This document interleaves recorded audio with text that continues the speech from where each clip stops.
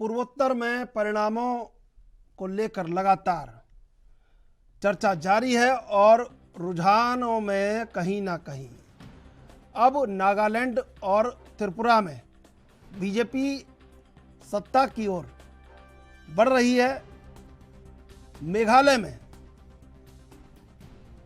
वक्त थोड़ा लगेगा, इंतजार करना होगा कि आखिर दरअसल क्या होने वाला है, लेकिन त्रिपुरा में टिपरा मोथा ने कमाल कर दिया है और बीजेपी को सीटों का घाटा साफ नजर आ रहा है।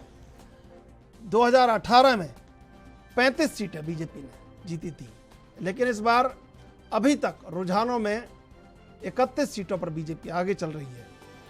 मेघालय में 2018 में 59 सीटों पर चुनाव हुए थे, कांग्रेस ने 21 सीटें वहां पर जीती थी और बीजेपी को यहां 2 सीट मिल सकी थी, लेकिन अभी महज 5 सीटों पर कांग्रेस आगे। और नागालैंड में कहीं ना कहीं पूरी तरीके से बीजेपी सत्ता की ओर, वहां पर अलायंस के साथ थी बीजेपी। और अब जो कहीं ना कहीं त्रिपुरा में जो आंकड़ा घट रहा था, जो रुझान 22-23 तक आ गए थे, उसमें बीजेपी ने रुझानों में बढ़त बना ली है और ताज़ा रुझानों में बीजेपी 32 सीटों पर आगे, लेफ्ट कांग्रेस गठबंधन 15 सीटों पर आगे, टिपरा मोथा 12 सीटों पर आगे, 1 सीट पर अन्य। मेघालय में कांग्रेस 7 सीटों पर आगे, एनपीपी गठबंधन 19 सीटों पर आगे, बीजेपी 7 सीटों पर, टीएमसी 9 सीटों पर आगे और अन्य छोटे छोटे दल 17 सीटों पर आगे। मेघालय में कहीं ना कहीं हंग असेंबली। नागालैंड में एनडीपीपी 38 सीटों पर आगे चल रही है। यहां कांग्रेस बिल्कुल एकदम खाता खुल जाना, ये चिंता का विषय, खाता खुला रहे कांग्रेस का। I have nothing to comment. Other opponents, I wish them all the best. Yeah? Whatever it is, all God's plan, so everything will work out that way. I expect that much only. Okay. All the best. We expect a single majority. Yeah, we expect to come out with a single majority thing as planned, as as we worked. So that is what his expectation is. Yeah. So, do you think, what's your prospect here? Usually already county is begin. Are you going to win? All candidates think they'll win. So same with me. I think I'll win, but let's hope for the best. Yeah. And my last question, whether your party will get majority today or not? Yes, we will. Definitely. We're going to get enough numbers to form a single majority government, yeah. And if I'm you very fail confident to get about that. majority, then what you have an option? We will see. We will see after the counting. There are many options in place. So we will see. The best one that we'll take is the one that is going to be. And what's your expectation today? I hope that God will bless all of us with a strong government, with a government that is going to give us a stable governance. And I look forward to the NPP leading this government once again. And what's your, you are also contesting, what's your chances of winning? I have worked very hard and I am hopeful that that hard work will yield the necessary. तो अभी तक के ताज़ा रुझानों में भाजपा को नागालैंड और त्रिपुरा में बहुमत मिलता नजर आ रहा है। मेघालय में एनपीपी सबसे बड़ी पार्टी बनकर उभर रही है। त्रिपुरा, नागालैंड और मेघालय में विधानसभा चुनाव की वोटों की गिनती लगातार जारी है और इस समय 3 घंटे की काउंटिंग पूरी हो चुकी है। 3 घंटे 8 मिनट की काउंटिंग पूरी हो चुकी है। मेघालय में एनपीपी सबसे बड़ी पार्टी बनकर उभरी है।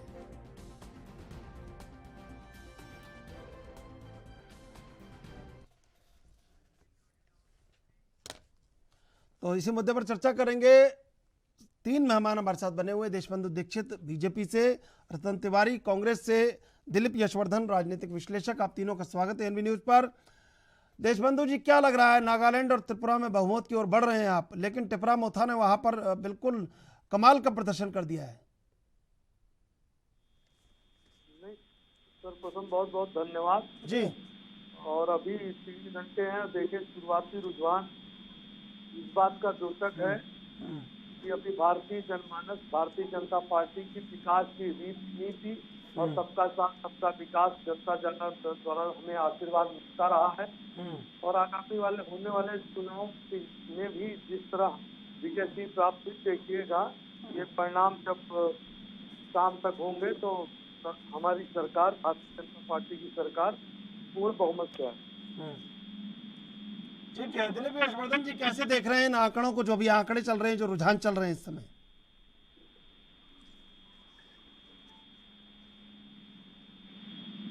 दिलीप जी, आवाज मिल रही है आपको मेरी? चलिए ठीक है। देशबंधु जी, क्या लग रहा है, त्रिपुरा में तो पहले जो शुरुआत हुई थी सुबह की वो अच्छी थी, लेकिन फिर आंकड़ा घटता चला गया और सीटों का घाटा इस समय रुझानों में साफ नजर आ रहा है। नहीं ऐसा नहीं है, अभी ये रुझान है। देखिए अब जैसा कि आपने बोला, आप इतने प्रतिष्ठित चैनल के वरिष्ठ पत्रकार हैं, तो पहले प्रथम 3 चरण में कई जगह बॉक्सेस खुले रहते हैं, कई जगह ईवीएम कनेक्टेड नहीं होती हैं और रुझान परिणाम अभी बहुत शुरुआती दौर में और निस्संदेह देखिएगा जैसे जैसे समय बीतता जाएगा और दोपहर के बाद हम वहाँ भी लीड बरकरार रखेंगे और हमें भारतीय जनता पार्टी देखिए हमेशा जनमानस के साथ जुड़ी रही है। जनता के कोई भी मुद्दे रहे हो, शोषित वंचित पिछड़ा अगला युवा, सभी के साथ और सबके विकास के लिए। और जब से हमारे यशस्वी प्रधानमंत्री ने देश की बागडोर संभाली है तो उत्तर भारत में तो आपने देखा होगा भारतीय जनता पार्टी का परचम रहा। दक्षिण में हमेशा हमारे ऊपर यह आरोप लगता रहा या पूर्वोत्तर में कि हम कमजोर हैं, लेकिन हम देखिए वहाँ भी विकास की धारा बह चुकी है और लगभग संपूर्ण भारतवर्ष का कोई ऐसा कोना नहीं है जहाँ भारतीय जनता पार्टी जो है अपनी रीति अपने विकास के कार्यक्रम को और देश को लेकर अब जनता जनार्दन भी समझ गई है कि भारतीय जनता पार्टी एकमात्र ऐसी पार्टी है जो पूरब से लेके पश्चिम तक और उत्तर से लेके दक्षिण तक देश के विकास में नित नए आयाम गढ़ रही है। और आपने देखा, अभी मैं उत्तर प्रदेश का निवासी हूँ, आपने देखा इतना बड़ा ग्लोबल समिट हुई जिसमें लगभग पूरे विश्व के 18 देशों से व्यक्ति आए और जो हमारा उत्तर प्रदेश बीमारू राज्य था वहाँ पर 37 वर्षों बाद मुख्यमंत्री योगी आदित्यनाथ के नेतृत्व में दोबारा हमारी सरकार बनी। तो इस प्रकार मैं कह सकता हूँ अभी आने दीजिए दोनों राज्यों के चुनाव, ये भी प्रारंभिक चरण है। ठीक है, तो बाकी रुझान के बाद दोपहर तक देखिएगा हम विजय श्री प्राप्त करेंगे। दिलीप यशवर्धन जी, अर्नेस्ट मावरी मेघालय के बीजेपी के चीफ कहते हैं मैं गौमांस खाता हूं, पार्टी को दिक्कत नहीं है, लेकिन वहां फायदा कुछ नहीं हुआ इस सबका। देखिए अभी भाजपा के प्रवक्ता को मैं सुन रहा था, वो यूपी के इलेक्शन जो मीट हुई थी, इन्वेस्टर समिट हुआ था, उसको लेकर के वो त्रिपुरा चले गए कि यूपी में इन्वेस्टर मीट से डेवलपमेंट वो त्रिपुरा में करेंगे। देखिए त्रिपुरा की समस्याएं अलग हैं, त्रिपुरा की पॉलिटिकल प्रॉब्लम्स अलग हैं। त्रिपुरा कोई बात नहीं, सुन लीजिए भाई साहब, कोई बात नहीं। मैंने तो एक बस लाइटर नोट पे कहा है, कोई आपकी बात नहीं कर रहा हूं, क्योंकि आप कहीं भी कोई भी बात होती है तो आप लोग सारी चीजों को हर जगह इस्तेमाल कर लेते हैं कि यूपी की इन्वेस्टर समिट हो रही है तो नॉर्थ ईस्ट के चुनाव में भी उसका प्रभाव पड़ेगा। ऐसा नहीं होता है। नॉर्थ ईस्ट में जो 3 स्टेट्स के चुनाव, आपकी बात को नहीं काट रहे दिलीप यशवर्धन जी, आपकी बात को नहीं काट रहे हैं, आपकी बात ही इतनी मोटी है, वजनदार है, नहीं काट रहे हैं, लेकिन अपनी बात रख रहे हैं वो जी। नहीं, मैं इनकी बात को काट नहीं रहा हूँ, बात को आगे बढ़ा रहा हूँ। और जो नॉर्थ ईस्ट के 3 राज्यों की बात हम लोग कर रहे हैं त्रिशूल जी, वहाँ अलग अलग समस्याएं हैं, बिल्कुल। और अलग अलग समस्याओं को लेकर के भारतीय जनता पार्टी अगर काम कर रही है तब तो वहाँ कुछ इनकी उम्मीदें बनती हैं, क्योंकि जब से ये तीनों राज्य बने हैं, तीनों राज्य बनने के बाद भारतीय जनता पार्टी ने सिर्फ एक राज्य में पिछली बार अपनी सरकार बनाई थी, उसके पहले भारतीय जनता पार्टी की फुल फ्लेजेड गवर्नमेंट इन तीनों में से किसी भी स्टेट में नहीं रही है। समर्थन के साथ आपने बनाई है, लेकिन आपने समर्थन दिया है, आपको समर्थन मिला नहीं है। और त्रिपुरा की जो त्रिपुरा मोथा पार्टी है, उसका एक सोल एजेंडा है कि हम तिपार लैंड वहां पर बनाएं। अब तिपार लैंड बनाने के लिए बहुत सारे कारण हैं, वहां की जो हेरिटेज है, वहां की जो कल्चर है, वहां का जो रूढ़िवादी चीजें चली आ रही हैं, और त्रिपुरा की जो सबसे बड़ी प्रॉब्लम है कनेक्टिविटी की। अगर एक NH8 को हटा दीजिए, अगर किसी वजह से कनेक्टिविटी कट जाए तो पूरा स्टेट भारत से कहीं ना कहीं कट जाता है, जाना है तो बहुत घूम के जाना पड़ता है। तो ये सब समस्याएं वहां की लोकल है। ऑल्दो सेंट्रल गवर्नमेंट में भारतीय जनता पार्टी की सरकार होने के साथ ये फायदा जरूर है कि ये जो प्रोजेक्ट हैं, ये जो कनेक्टिविटी की समस्या है, ये भारतीय जनता पार्टी सुलझाने में ज्यादा समर्थ है रादर देन की वहां की जो लोकल पार्टियां हैं। लेकिन इसके बावजूद भी जो वहां का लोकल व्यक्ति है वो इन बातों से इन्फ्लुएंस हो रहा है कि नहीं हो रहा है, ये रिजल्ट में आपको पता चल जाएगा अभी कि क्या होने वाला है। अगर 5 साल जो सरकार भारतीय जनता पार्टी ने त्रिपुरा में चलाई है, अगर उन्होंने वहां पे वाकई में जनता को सर्व किया और त्रिपुरा के लोगों को लग रहा है कि हाँ यही एक बेहतर ऑल्टरनेटिव है जो इस प्रदेश को वाकई में देश की मुख्य धारा से जोड़ देगा और हमें भारत का हिस्सा बना करके हमको भी डेवलपमेंट की तरफ ले जाएगा, तो शायद ये सरकार रिपीट कर जाए। लेकिन अगर इन्होंने 5 साल में कुछ नहीं किया, जनता से प्रभावित नहीं हुई है, तो जो रिजल्ट दिख रहे हैं, ये रिजल्ट जो है वास्तविकता में कन्वर्ट होने में देर नहीं लगी। देशबंधु जी, मैं आऊंगा आपके पास। रतन तिवारी जी भी जुड़ चुके हैं। रतन तिवारी जी, क्या लग रहा है भाई, त्रिपुरा में 17 सीटों पर लेफ्ट और कांग्रेस समर्थन देना और समर्थन लेना, बड़ी बात कही है दिलीप यशवर्धन जी ने कि कई बार जैसे 3.5 है तो 4 हो जाएंगे क्या, क्योंकि झारखंड में भी कांग्रेस ने समर्थन दे रखा है, वहाँ भी मुख्यमंत्री है। लेकिन अब समर्थन कैसा है कैसा नहीं है आप जानते हैं, अच्छे बेहतर जानते हैं। ध्यान नहीं दिया आपने पूर्वोत्तर में, और इसका खामियाजा लगातार उठते 3-4 दशकों से शायद उठा रहे हैं आप।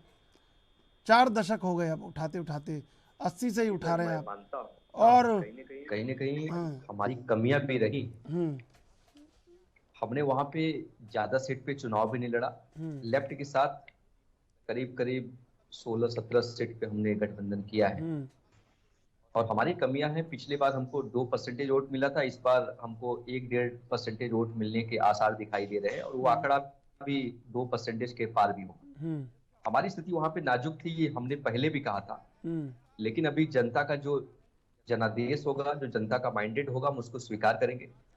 अगर हमको सत्ता नहीं मिलती है तो मजबूत विपक्ष की भूमिका निभाएंगे, जैसा आज हम देश में निभा रहे हैं। सरकारें आती हैं, सरकारें जाती हैं, जनता का काम होना चाहिए। जनता के प्रति जो वादे किए गए हैं, वादे पूरे होने चाहिए। अगर भारतीय जनता पार्टी अपने वादों पे अमल करे, जो भी जनता के साथ उन्होंने वादे किए हैं उस पे अगर अमल करे, तो अमन चैन और जनता का बहुत अच्छा काम होगा। लेकिन मुझे यकीन है, मुझे लगता है कि भारतीय जनता पार्टी सिर्फ वादे और जनता के बीच में बड़ी बड़ी घोषणा करती है, लेकिन वो पेपर पे रह जाते हैं और जमीन पे कुछ दिखता नहीं। देशबंधु जी, क्या कहेंगे भाई, त्रिपुरा में उठापटक चल रही है। बड़ी खबर इस समय की आपको बता रहे हैं, 6 सीटों के फायदे के साथ। एनपीएफ 22 सीटों के नुकसान के साथ सिर्फ 4 सीटों पर आ गई। पिछली बार एनपीएफ को मिली थी, कांग्रेस को 3 सीटों पर फायदा, अन्य 17 सीटों पर आगे। नागालैंड में रुझानों में बीजेपी गठबंधन एनडीपीपी को स्पष्ट बहुमत, 6 सीटों के फायदे के साथ 36 सीटों पर आगे है एनडीपीपी गठबंधन। एनपीएफ 22 सीटों के नुकसान के साथ सिर्फ 4 सीटों पर आगे। सीधे चलेंगे मेहमानों के पास। देशबंधु जी, क्या लग रहा है, इंतजार करना होगा? देखिए, आपने अभी जो आंकड़े प्रस्तुत किए, उसने कहा ना ये शुरुआत रुझान और लगभग 11 बजे तक की जो स्थिति के अनुसार है, वो अब मेरे ख्याल से प्रेडिक्शन है। और मैंने कहा ये शुरुआती रुझान है। जो अन्य का आपने फिगर दिया अदर्स में, नागालैंड में जैसे और त्रिपुरा और मेघालय में, तो मैं आपको ये आश्वस्त करा देना चाहता हूँ। देखिए, अभी एक मान्यवर बोल भी रहे थे मेरे मित्र विपक्ष के कि भारतीय जनता पार्टी, देखिए भारतीय जनता पार्टी सड़क से लेके संसद तक हमेशा जनता के साथ जुड़ी रही। आप बताएं, कोई ऐसी समस्या हो, यहाँ तक कि कोरोना की विभीषिका भी आई तब भी भारतीय जनता पार्टी का एक एक कार्यकर्ता जमीनी स्तर पर उतर के जनता के सुख दुख के साथ, चाहे राशन बनवाना हो, चाहे अस्पतालों में भर्ती कराना हो, तमाम तरह के संपदा में, चाहे लोगों को और प्रकार की मुसीबतों से इलाज कराने जुड़ा रहा, लेकिन विपक्ष कहीं नजर नहीं आया। तो देखिए, आपको बता दूं, ठीक है, मैं देशबंधु जी आपका जवाब लूंगा, लेकिन अभी लेंगे एक छोटा सा ब्रेक के बाद फिर हाजिर होंगे।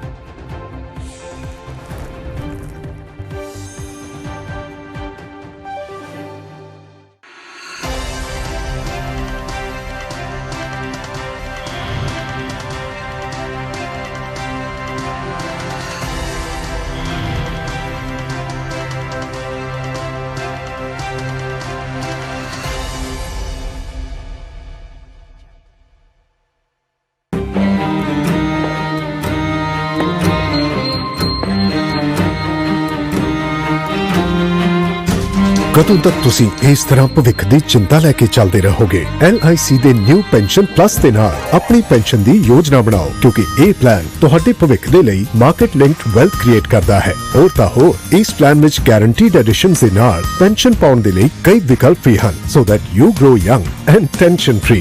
LIC हर पल ਤੁਹਾਡੇ ਨਾਲ। कम ब्रेक और ज्यादा खबरों के साथ देखिए ANB न्यूज।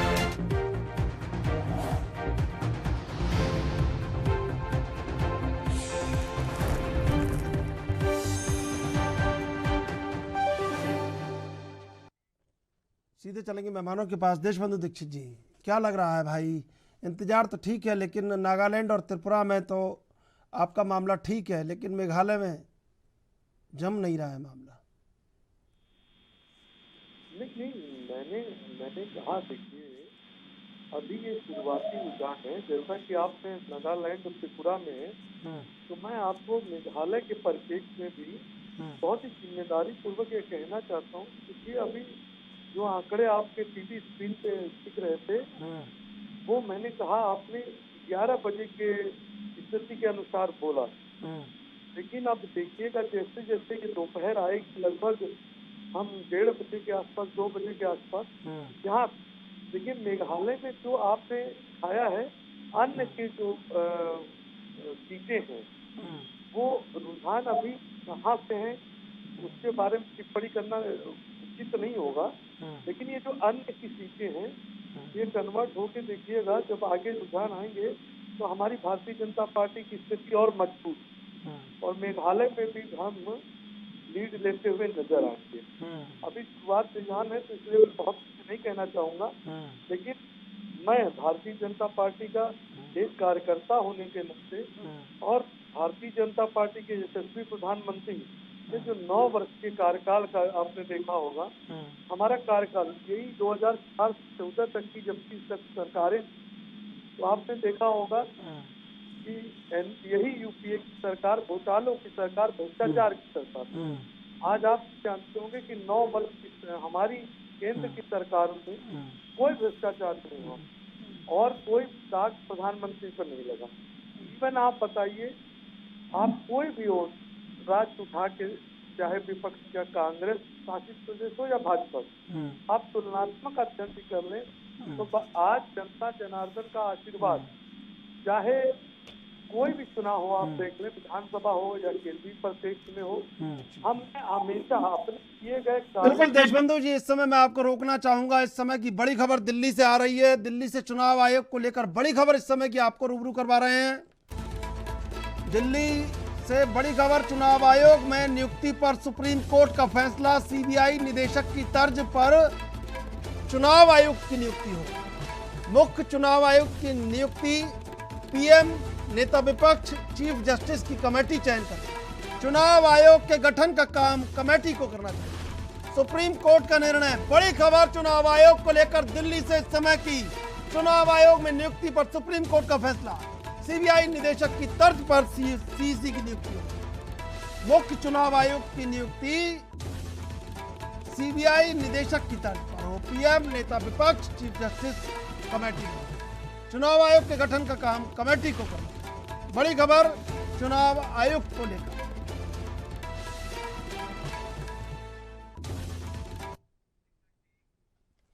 सीधे चलेंगे मेहमानों के पास। दिलीप यशवर्धन जी, देखिए 2 सवाल हैं। एक तो इन्होंने कहा कि मेघालय में लीड बनाते नजर आएंगे, कैसे बनाएंगे मुझे समझ नहीं आया, आप समझाइए। और दूसरी बात देखिए फैसला भी कैसे टाइम आया है ये एकदम। त्रिशूल जी, मेघालय में जो इनकी हार हो रही है उसका कारण ये है कि देखिए पिछली बार एनपीपी ने गवर्नमेंट बनाई थी और बीजेपी ने उसको सपोर्ट दिया था। जो मेघालय डेमोक्रेटिक अलायंस है उसके तहत इन दोनों पार्टी ने मिलकर सरकार बनाई थी। लेकिन इस बार के इलेक्शन कैंपेन को अगर देख लीजिए तो इस बार इलेक्शन कैंपेन में पहली बात तो किसी पार्टी ने किसी के साथ ऑफिशियल अलायंस जो है अनाउंस नहीं किया था। दूसरा, एनपीपी ने पेट भर भर के भाजपा को कोसा था और भाजपा ने पेट भर भर के एनपीपी को कोसा था। भाजपा ने इल्जाम लगाया कि 5 सालों में जो सरकार चली है उसमें एनपीपी ने जबरदस्त भ्रष्टाचार किया है। वो सरकार सत्ता में आएंगे तो उनके भ्रष्टाचारों की कलई खोलेंगे। एनपीपी ने ये इल्जाम लगाया कि Bharatiya Janata party anti Christian party है क्योंकि वहां पर क्रिश्चियनिटी की बहुमत ज्यादा है। तो एनपीपी ने ये जाति का कार्ड खेलते हुए बीजेपी पे इल्जाम लगा दिया कि बीजेपी एंटी क्रिश्चियनिटी पार्टी और हिंदुत्व को बढ़ावा देती है, इसलिए अगर भारतीय जनता पार्टी वहां पर आएगी तो क्रिश्चियनिटी को नुकसान होगा और मेजर बाहुल्य वहां पर क्रिश्चियनिटी का है। तो ये एक साथ होने के बावजूद भी अलग अलग चुनाव लड़ना और एक दूसरे को अलायंस होने के बावजूद भी इल्जाम लगाना ये जनता को शायद अच्छा नहीं लगा। और उसके साथ साथ एनपीपी ने यह भी डिक्लेयर किया था कि चुनाव जीतने के बाद अगर जरूरत पड़ेगी तो लाइक माइंडेड पार्टी के साथ हम मिल करके चुनाव सरकार बना लेंगे। तो एक तरफ तो लाइक माइंडेड के साथ आपने सरकार बनाई, फिर आपने उसी की खिलाफत करी, चुनाव अलग लड़ने की घोषणा करी और चुनाव बनने के बाद फिर आपने कहा कि हम लाइक माइंडेड पीपल के साथ सरकार बना लेंगे। तो जनता हो सकता है वहां की समझ गई हो क्योंकि लिटरेसी रेट मेघालय में समझदारी के साथ जनता ने काम बताया जो आंकड़े दिख रहा है। रतन तिवारी जी, अब कहाँ देख रहे हैं भाई कांग्रेस को आप, क्योंकि जो आपकी रणनीति है वो पूरी तरह कारगर नजर नहीं आ रही है। मैं जानता हूं आपकी बात को और मैंने कह भी दिया कि वहां पे जिस हिसाब से संगमा जी को इन लोगों ने तोड़ा था और तमाम मेघालय की स्थिति हो चाहे त्रिपुरा की स्थिति हो, कहीं ना कहीं हम मजबूत स्थिति थे लेकिन आज As of now, our alliance, NDPP and BJP, were very much ahead, and we are going to get a thumping majority to form the government under the leadership of our Honorable Chief Minister Sri Nipi Rio. How many seats your party BJP win in this election? No, the still counting is on. So in the last election, our 40-20 seat sharing, we got out of 20, we got 12. This time we are expecting for increase of a few seats. When you will present formation of government to meet governor? No, that too, since the counting is on, that will fix the date. Now, very soon we are going to approach our governor. किन मुद्दों पे जनता ने आपके साथ trust किया है and cast vote in favour of your alliance? Win each issue? No, this our alliance, BJP and NDPP, were under the dynamic leadership of our Honorable Prime Minister Sri Narendra Modi ji, the people of Nagaland. After seeing so much development under our Prime Minister and Home Minister Amit Shah's leadership, our Naga publics are in favor to cast their vote for NDPP and BJP. Naga people want a double engine government. Yes, yes, very much. That's why they are for alliance, NDPP and BJP. PM Narendra Modi and HM Amit Shah also do public meeting in your party favor in public motivate with a speech and rallies? Yes, they came and they also spell out their mind that alliance with BJP and NDPP will form the government. So, as they have share their mind with the people of Nagaland. Now we are going to form the government. No doubt. आप लोगों ने सीधे चलेंगे मेहमानों के पास। रतन तिवारी जी, क्या लग रहा है भाई, कहाँ देख रहे हैं और क्या करने वाले हैं? क्योंकि अब अरुणाचल से आप यात्रा निकाल रहे हैं, जब निकालनी थी तब नहीं निकाली, और तब निकाल रहे थे तब गुजरात को छोड़ दिया। भाई कमाल है आपकी रणनीति, बताइए। देखिए चंद्रशेखर जी, मैं मानता हूँ क्योंकि जो यात्रा निकली हुई थी वो कन्याकुमारी से कश्मीर तक का रोड मैप तैयार किया गया था। वो भारत जोड़ो यात्रा थी। उस रास्ते के अंदर जो भी स्टेट, जो भी डिस्ट्रिक्ट आई थी, हम उसमें शामिल हुए थे, गए थे। लेकिन ठीक है, गुजरात हो और अन्य जो राज्य हैं जहाँ पे हम नहीं पहुंच पाए थे, राहुल गांधी जी यात्रा जो सेकंड शुरू करने जा रहे हैं उसमें सभी राज्यों को उसमें शामिल किया जाएगा। कहीं ना कहीं अरुणाचल से गुजरात, गुजरात से फिर अन्य राज्यों में हम जाएंगे। और रही बात हमारा वोट परसेंटेज पे, आप देखेंगे कोई प्रभाव नहीं पड़ रहा है। हम 5 साल पहले जो हमारे पास वोट परसेंटेज आया था वही, उससे बढ़ोतरी हो रही है।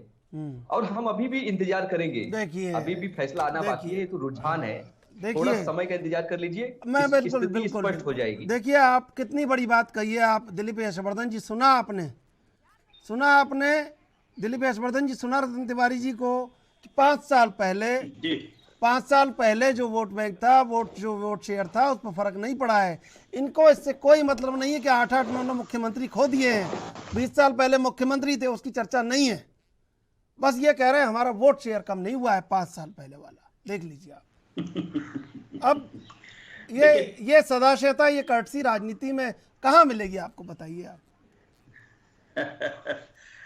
रतन जी, कांग्रेस को बड़े गहन अध्ययन और मनन की जरूरत है। ये 3 वो राज्य हैं जहां पर इंडियन नेशनल कांग्रेस ने 5 से 6 बार इंडिपेंडेंट गवर्नमेंट बनाई है, मुख्यमंत्री बनाए हैं। और इन स्टेट्स में लेजिस्लेटिव असेंबली स्थापित होने के बाद 5 से 6 बार इंडियन नेशनल की सरकार रही है। और आज स्थिति क्या होती जा रही है? आज आप कहीं गिनती में नहीं, कहीं दौड़ में भी नहीं है। जो लोकल पार्टीज हैं वो आपके ऊपर हावी हो गई हैं, और वो लोकल पार्टीज भाजपा के साथ अलायंस करके सरकारें बना रही हैं। इंडियन नेशनल कांग्रेस के साथ कोई अलायंस का क्या स्थिति है और खुद अपनी क्या स्थिति है, इस पे बड़ा मनन, अध्ययन, चिंतन, ये सब करने की जरूरत है। रतन जी, आपको और आपकी पार्टी को कृपया राहुल जी से कहिए कि वो जागे। नहीं दिलीप जी, देखिए आप, दिलीप यशवर्धन जी, देखिए आप कितनी सदाशयता है रतन तिवारी जी के बयानों में। 4-4, 8-8 मुख्यमंत्री खो देते हैं वहां पर पूर्वोत्तर में, और उनको आप समझिए कि कांग्रेस को हटाने के लिए 1977 में बीजेपी को लेफ्ट से गठबंधन करना पड़ा, सत्ता से बाहर निकालने के लिए। 1977 में आप समझिए, तब लेफ्ट की बिल्कुल अलग विचारधारा, बीजेपी की अलग विचारधारा, एक लाल एक केसरिया, लेकिन मिलाना पड़ा। और ये 8-9 मुख्यमंत्री उधर खोने के बाद कह रहे हैं कि नहीं, हमारा वोट शेयर नहीं घटा है। रतन तिवारी जी, बहुत सोचने की आवश्यकता है आपको। मैं जानता हूं संगमा जी को, जिस प्रकार से भारतीय जनता पार्टी ने तोड़ा, जिस हिसाब से आईबीबू वहां के जो मुख्यमंत्री बने थे वो हमारी सरकार में मंत्री हुआ करते थे। तो तमाम वहां पे जितने भी लोग हैं, पूरी की पूरी कांग्रेस को भारतीय जनता पार्टी में शामिल करके भारतीय जनता पार्टी को कांग्रेस युक्त बनाया गया है, ये सब जानते हैं। लेकिन कहीं ना कहीं एजेंसियों का दुरुपयोग किया गया, चुनाव आयोग के ऊपर अपना प्रहार, अपना प्रभाव छोड़ा गया। कहीं ना कहीं भारतीय जनता पार्टी ने सरकार बनाने के लिए ईडी चोटी का जो जोर लगाया है वो जनता के सामने है। ईडी चोटी का कई राज्यों में जबरन सरकार को तोड़ा गया। ईडी चोटी बोला या एडी चोटी? आप ईडी चोटी भी समझिए, ईडी चोटी समझिए। जो ईडी और सीबीआई और चुनाव आयोग का जो दुरुपयोग किया जा रहा है वो जनता के सामने है। आपने देखा मध्य प्रदेश में जनता ने हमको मैंडेट दिया था। अरे मध्य प्रदेश को छोड़िए महाराज, वहां पहुंचिए ना, पूर्वोत्तर में रहिए। बात कर रहा हूं, आप वहां के वैभवशाली इतिहास की बात कीजिए कांग्रेस की। प्रद्योत माणिक देव वर्मा चले गए आपको छोड़ के, अब वो जाएंगे, उनकी लग रहा है चल रही है, वहां पे गुफ्तगू चल रही है, पता है आपको? उस पे भी मंथन करने की जरूरत है। क्यों जा रहे हैं? कहीं ना कहीं उन्हें डराया जा रहा है, ईडी का डर दिखाया जा रहा है।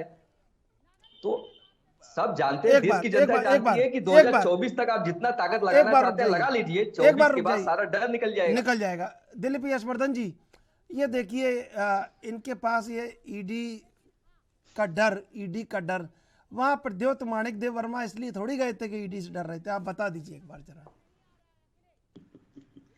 अच्छा चलिए, ईडी का डर मान लेते हैं कि सरकार ईडी का इस्तेमाल कर भी रही है, कमाल तो कर- ऐसा उन्होंने क्या किया है जो वो ईडी से डर रहे हैं? हाँ। इसका मतलब कुछ ऐसा किया है जो ईडी का डर उन्हें सता रहा है और उन्हें लग रहा है कि अगर सर भाजपा की बात नहीं मानेंगे तो अनिल ईडी का देशमुख इस्तेमाल जी, करके नवाब वो मलिक जी हमारा बुरा महाराष्ट्र कर में देंगे। ऐसा कौन सा तो कहीं कारनामा धुआं कर है दिए तभी थे आग उठ रही है, या जिन्हें कहीं जेल आग है जाना तभी पड़ा? धुआं उठ रहा है, ये कहावत कही जाती है। तो इसका मतलब आप ये मान रहे हैं कि कुछ ऐसा है जिसकी वजह से ईडी का इस्तेमाल करके उनको नहीं, दबाया नहीं, जा नहीं। सकता है और मैं आपको कांग्रेस से जवाब हटा देता करके हूँ। भाजपा में मिलाया जा सकता है। महाराष्ट्र के अंदर अनिल देशमुख जी और नवाब मलिक जी को जेल जाना पड़ा था, ऐसा उन्होंने क्या गुनाह कर दिया था? संजय बताइए, राउत ने बताइए, ऐसा क्या सचिन- गुनाह कर दिया था जो सचिन कोर्ट ने वजह और बोला सबका कि नाम ऐसा बता कुछ दीजिए। गुनाह था ही नहीं? तो जबरन ये सरकार जो है, जबरन ईडी, सीबीआई और अपने सरकार का प्रभाव बनाकर झूठे केस में फंसाने की बात करती है और जबरन जेल में डालने की बात अच्छा, करती है। अच्छा, तो क्या कोई ना- बुजुर्ग नेता त्रिपुरा चाहेगा नहीं का- कि हम जेल में डालें। त्रिपुरा का और महाराष्ट्र का क्या नाता है? मेघालय का और त्रिपुरा का, मेघालय का और महाराष्ट्र का क्या रिलेशन है, बताइए। चुनाव वहाँ हो रहा है, आप 2000-3000 किलोमीटर इधर चले आए हैं। भाई जहाँ हो वहीं रहिए ना। नुकसान हो रहा है और नुकसान को आप मान नहीं रहे हैं। चंद्रशेखर जी, मैं महाराष्ट्र की बात नहीं, मैं उत्तर प्रदेश की बात करता हूं। आजम खान को बकरी चोरी, भैंस चोरी के केस में भी फंसाया गया, ये सब जानते हैं। ये भारतीय जनता पार्टी जबरन जो उसके खिलाफ जाता है उसको जेल में डालने का काम करती है।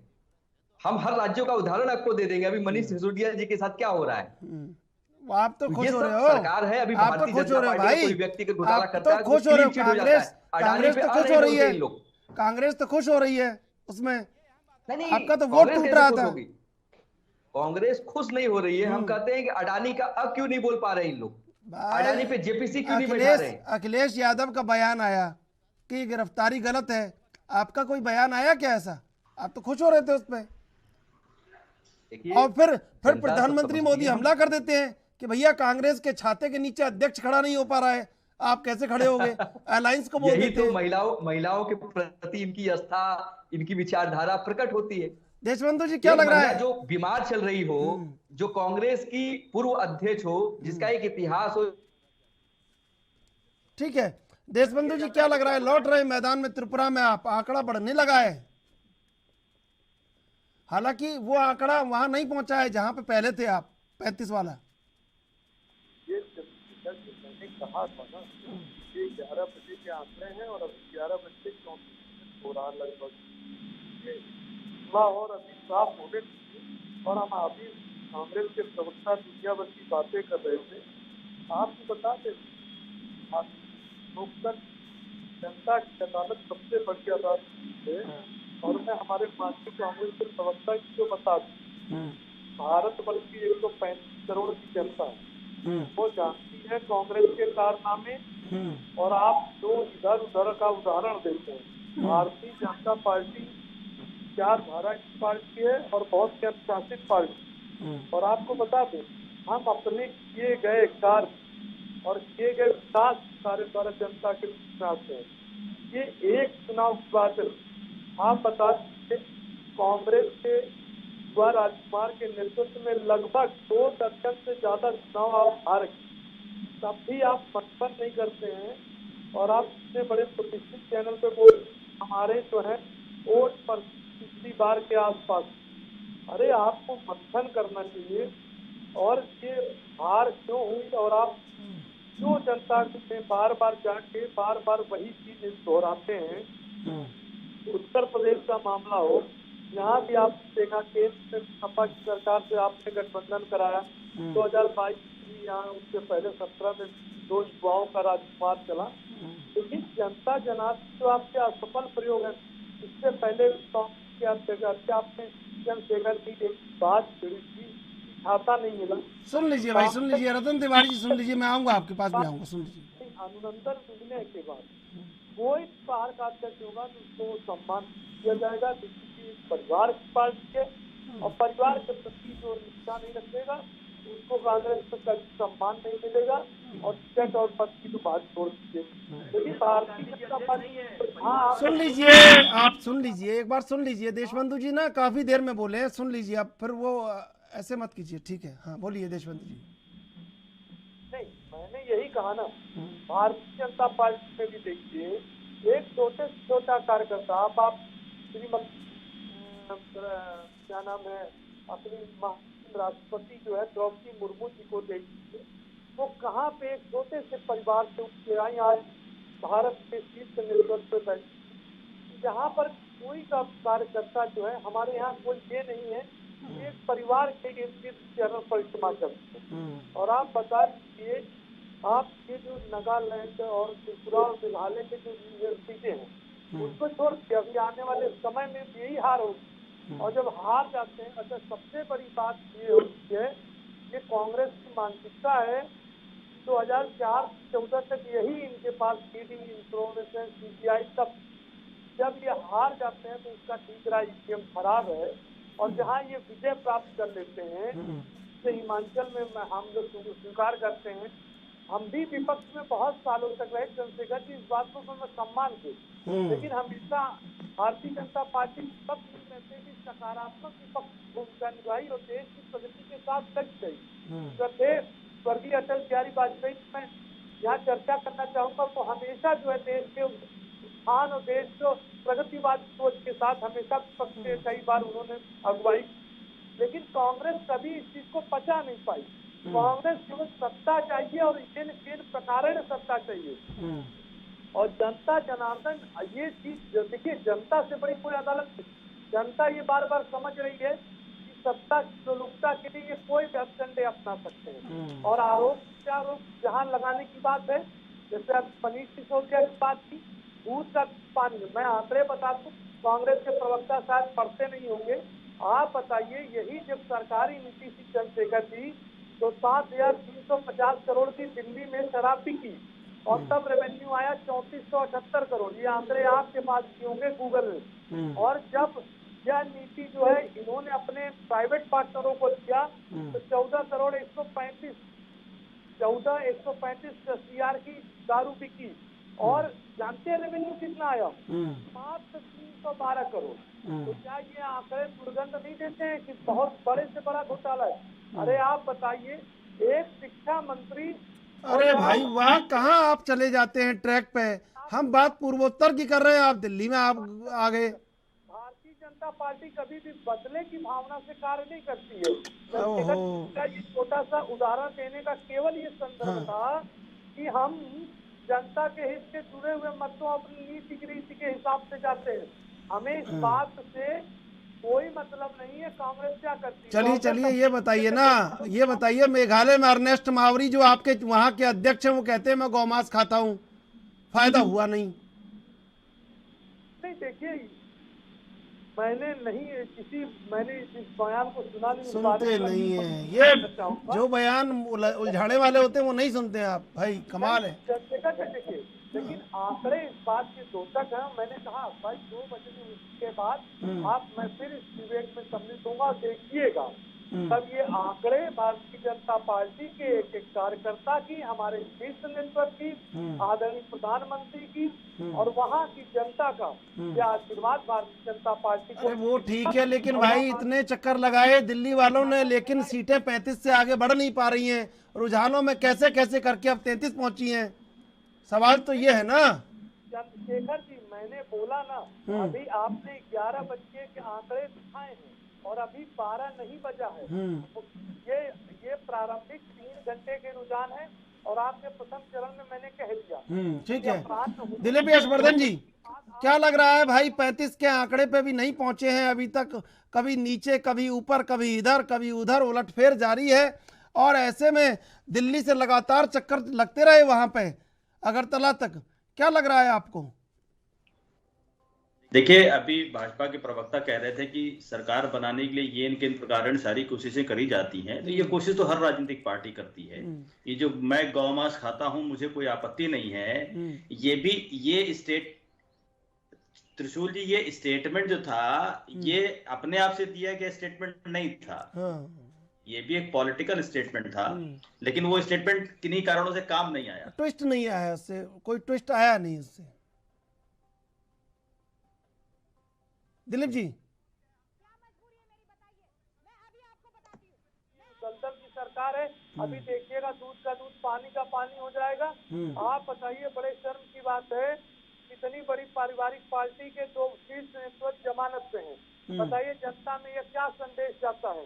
आप मंथन करिए, अपने हार के कारणों की व्यथा करिए और इस प्रकार के प्रवचन न दीजिए कि हम जहाँ पिछली बार थे वहाँ इस बार हैं, हम हार गए, खराब हो गया, बीजेपी ये कर। चलिए मैं आऊंगा आप पास। दिलीप यशवर्धन जी सुन रहे हैं आप मेरे को? करती है जनता के साथ जुड़ी है। ठीक है, रतन तिवारी जी कैसे लौटेंगे भाई मुख्य भूमिका में पूर्वोत्तर में, क्योंकि अभी हालात खराब है? निश्चित तौर पे लौटेंगे। कब? हमारे भारतीय जनता पार्टी के प्रवक्ता ने कहा कि हम जमीनी स्तर के कार्यकर्ता को हम कहां से कहां पहुंचाते थे। मल्लिकार्जुन खड़गे जी कांग्रेस में एक साधारण से सदस्य के रूप में आए, ब्लॉक अध्यक्ष से, जिला अध्यक्ष से और राष्ट्रीय अध्यक्ष बन के बैठे हैं। हमारे महाराष्ट्र की एक महिला है प्रतिभा पाटिल, जो एक छोटे से गरीब परिवार से आती है, हमने उसे राष्ट्रपति बनाया देश का। कांग्रेस के पार्टी का जो योगदान है छोटे छोटे कार्यकर्ताओं को कहां से कहां पहुंचा दिया। लेकिन यह परिवारवाद, गांधी परिवार क्यों कोसते रहते हैं, उनके पीछे पड़े रहते हैं। राहुल गांधी जी ने तो कई त्याग दिया पार्टी को। उन्होंने कहा कि पार्टी का अध्यक्ष किसी को भी बनाइए, हम नहीं बैठेंगे, हम नहीं बनेंगे। उसके बाद भी गांधी परिवार इनको दिखता है। और रही बात बेल की बात करते हो, जमानत की बात करते हो, 2024 के बाद आप उंगलियों पे गिनना कि आपके कितने नेता जेल में गए हैं और कितने नेता जमानत पे बाहर निकलेंगे। मैं चैलेंज के साथ कहता हूं भारतीय जनता पार्टी के प्रवक्ता को, जितना आप ताकत लगा सकते हो लगा लीजिए। 2024 में हिसाब किताब सब बराबर किया जाएगा कि आपकी जो घमंड है उसको तोड़ने का भी काम हम कांग्रेस पार्टी के लोग करेंगे।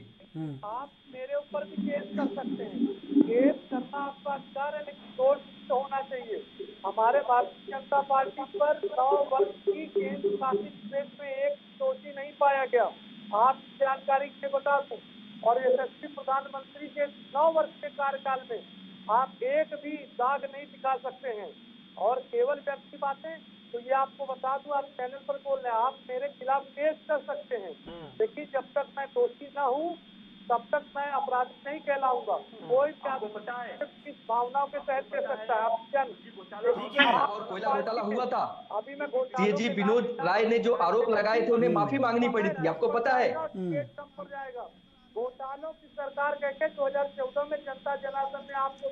अरे भाई छोड़िए इसको, आप ये बताइए पूर्वोत्तर में क्या हो रहा है, होने वाला है? दिलीप यशवर्धन जी क्या लग रहा है, सीट घटी है कहीं ना कहीं, वोट घटा है, वोट सीट तो अभी घट रही है क्योंकि जो रुझान आ रहे हैं वो कहीं ना कहीं चौंकाने वाले हैं।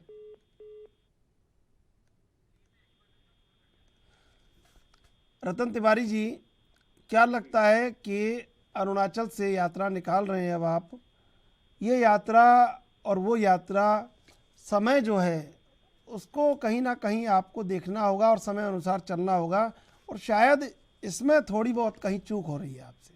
बिल्कुल चूक हुई है, मैं मानता हूं कमियां हो गई हैं, चूक भी हुई है। हमने जो हमको उम्मीद थी, उम्मीद पे हम खरा नहीं उतर पाए, कहीं ना कहीं गलती हुई है, मैं मानता हूं। वहां के लोकल लीडरशिप हो या हमारी लीडरशिप में कहीं ना कहीं कमी हुई है। हमको पूरे सीट पे चुनाव लड़ना चाहिए था, लेकिन ठीक है, पार्टी का नेतृत्व जो फैसला करता है बड़े सोच समझ के करता है। हम उसको सुधारेंगे, जनता के बीच में जाएंगे, जनता से आशीर्वाद लेंगे। जो यात्रा निकल रही है, राहुल जी खुद लोगों से मिलने वाले हैं। कि आप हमारे ऊपर भरोसा करिए, आगामी लोकसभा चुनाव में हमारे ऊपर आशीर्वाद बनाइए, हम आपकी हर मनोकामना पूरी करेंगे, हर कमी को पूरा करेंगे, और जितने भी वादा हम करेंगे उस करके दिखाएंगे। अभी आपने देखा वल्लभ भाई ने, हमारे जो प्रवक्ता है कांग्रेस के, उन्होंने कल घोषणा की, कांग्रेस पार्टी ने बोला कि हमारी सरकार देश में बनेगी, हम 500 रुपए में गैस सिलेंडर देंगे। आप देखते जाइए, जो हम बोलते हो करते हैं। दिलीप जी आवाज आ रही है आपको मेरी? ठीक है, देशबंधु जी क्या लग रहा है भाई कि रुझानों का इंतजार करना चाहिए? देशबंधु जी आवाज आ रही है आपको मेरी?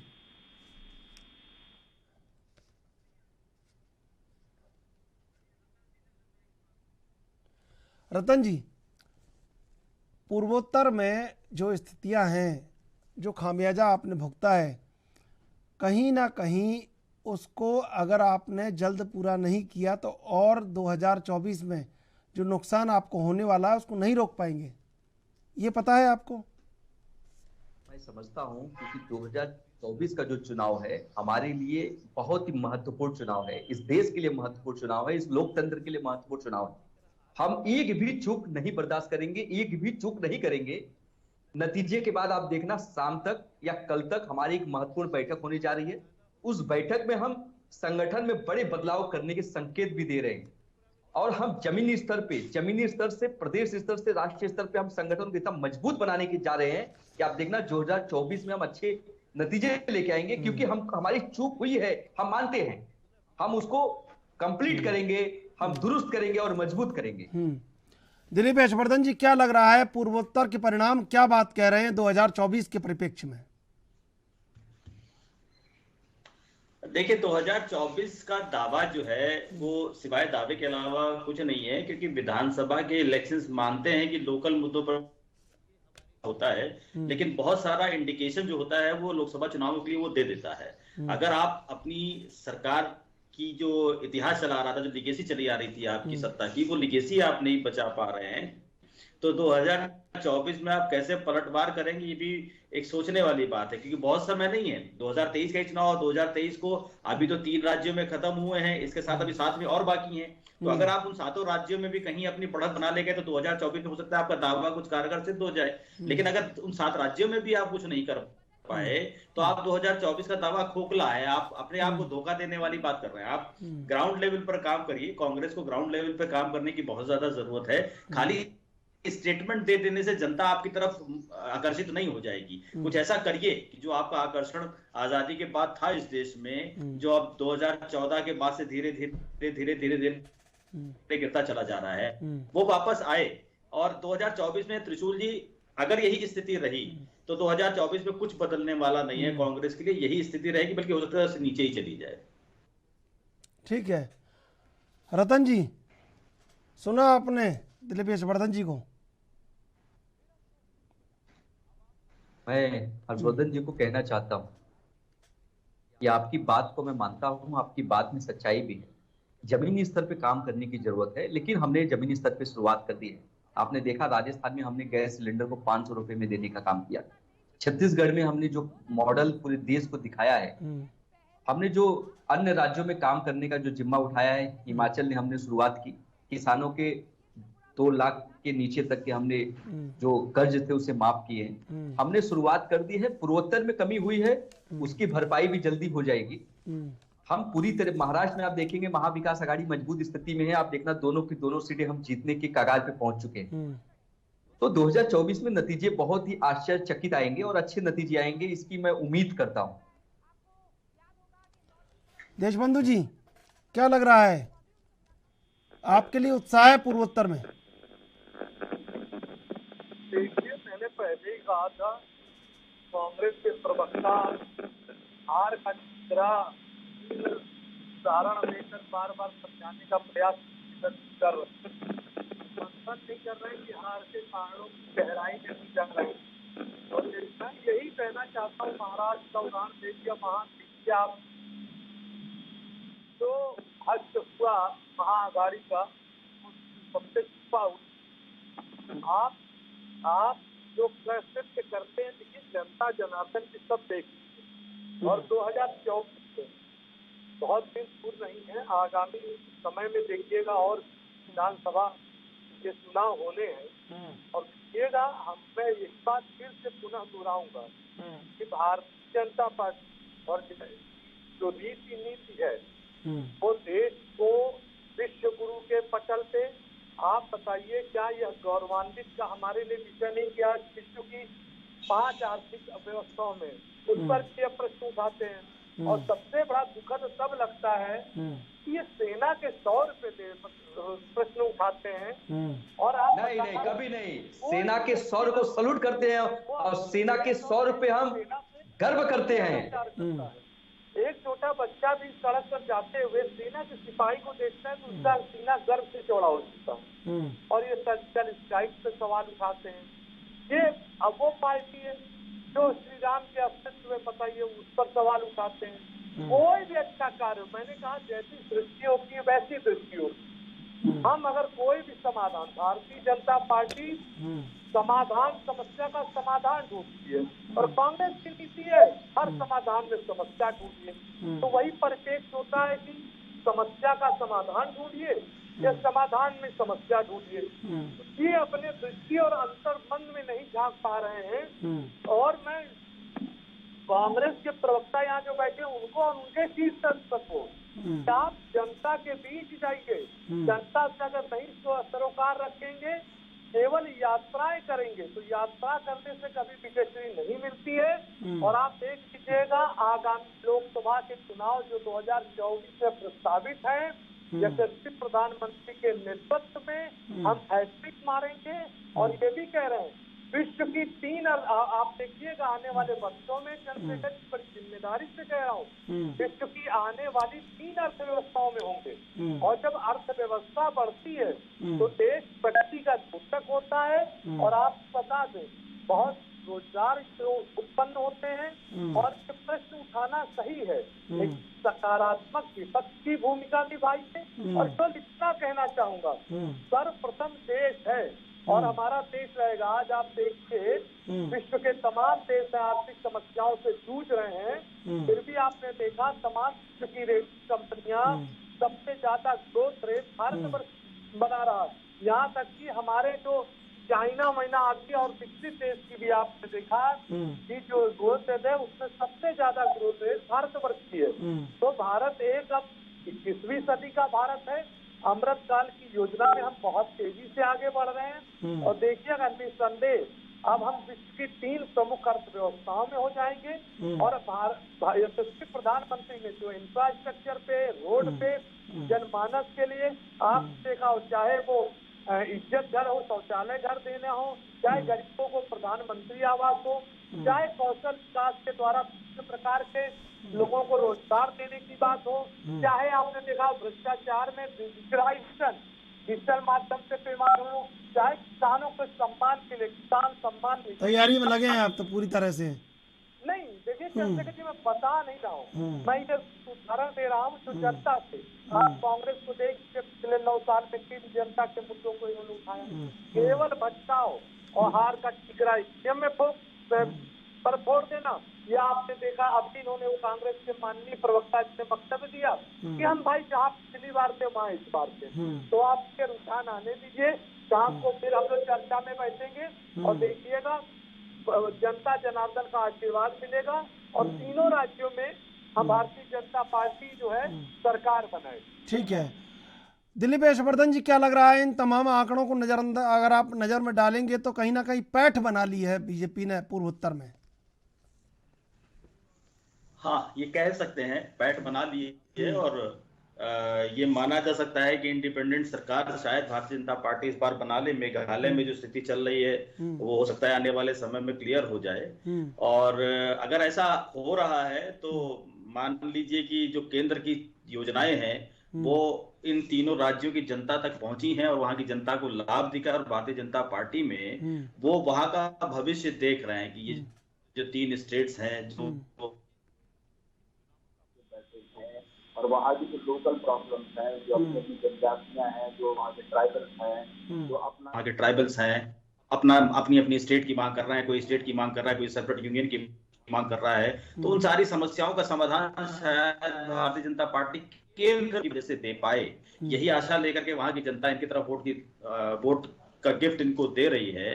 लेकिन इनके पर भी ये जिम्मेदारी बनती है कि अगर सरकारें रिपीट कर रही हैं आपकी तो जनता को वहां पर वो दें जो चाहिए और बाकी पूरी देश की जनता को भी दें, क्योंकि भी आप देश की जनता को वो नहीं दे पा रहे हैं जो देश की जनता को वास्तव में चाहिए। सरकारें बनना एक अलग फैक्ट है, उस फैक्ट को इग्नोर नहीं किया जा सकता, लेकिन इस देश की जो मिडिल क्लास जनता है उसको न्याय नहीं मिल पा रहा है, सामाजिक न्याय उसको नहीं मिल पा रहा है। सिलेंडर के रेट बढ़ गए, कल बढ़ गए, यूपी में बिजली के रेट 23% बढ़ गए।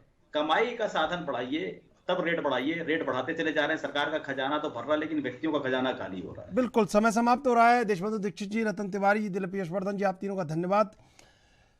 चुनाव के परिणाम धीरे धीरे करके आने लगेंगे दोपहर तक और देखते हैं कि शाम होते होते आखिर क्या होता है। बहरहाल देश विदेश की ताज़ा तरीन खबरों के लिए आप देखते रहिए।